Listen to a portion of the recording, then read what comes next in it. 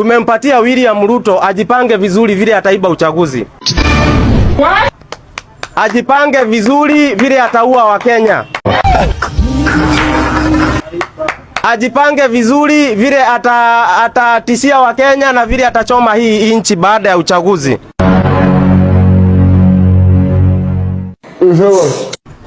Na sisi hiyo mwaka moja ambayo imebakia, tutajipanga vile tutamshughulikia.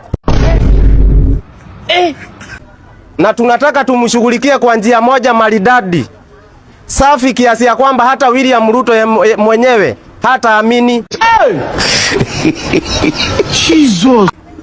Na sisi pia hatutakubali aamini, kwa sababu akiamini hatakubali, na akikubali hataamini.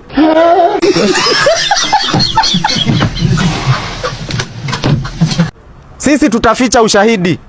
Huyu akapewa bunduki, huyu atatumaliza. Na si kupenda kwake, no, ni ujinga ya kuzaliwa.